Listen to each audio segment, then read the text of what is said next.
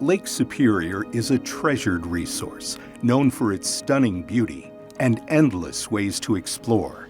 But with big water comes big responsibility, and staying safe is just as important as having fun. When I talk to boaters or ice anglers, summer or winter, I tell them to think of it as a small ocean, not a large lake. The rest of Minnesota, we have lakes that generally freeze shore to shore.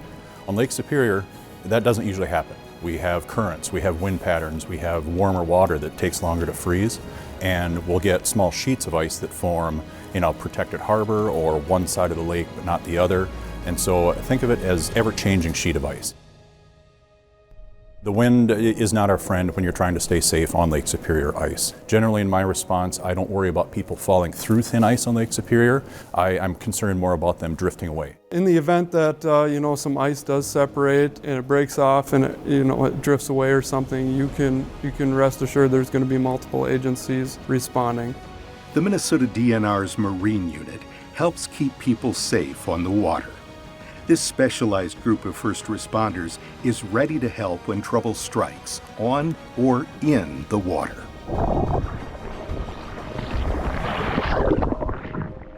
So today our ice rescue training team gathered in Duluth and we did some practicing. What we're doing is we're putting together a curriculum and a training where we can train other officers throughout the state to respond to an ice rescue emergency. Certainly when somebody falls through the ice into freezing water, 32, 33 degree water, it's a life-endangering emergency. Every minute, every second counts in our response to try to get that person out of the water to stop their heat loss. And we may be the first officer there, and we may be the only officer on scene for quite a while.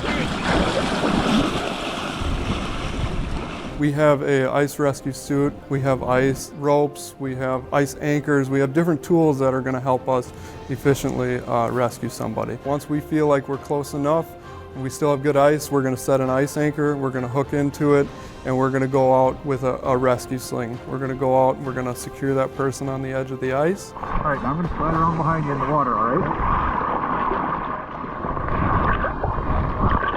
And then we're going to be able to pull them out of the ice. All right, Garrett, we're ready.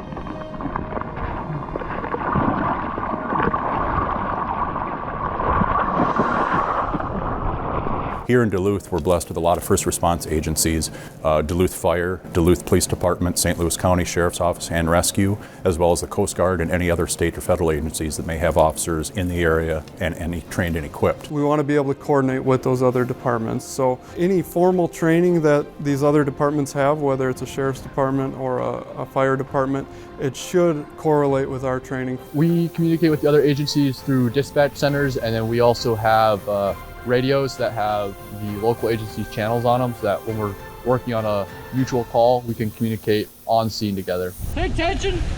Hero! Multiple agencies work as one when lives are on the line. But remember, practicing unsafe activities may have an effect beyond just yourself.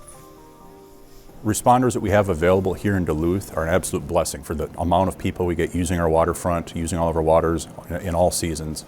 But it comes at a cost. When that call goes out, we may be taking them away from something else that they really should be doing. It's a weighing of risks and seeing, where can I meet my wishes for recreation and getting on the ice, where it's also respecting that, if things go wrong, it's going to affect a lot more people than just me.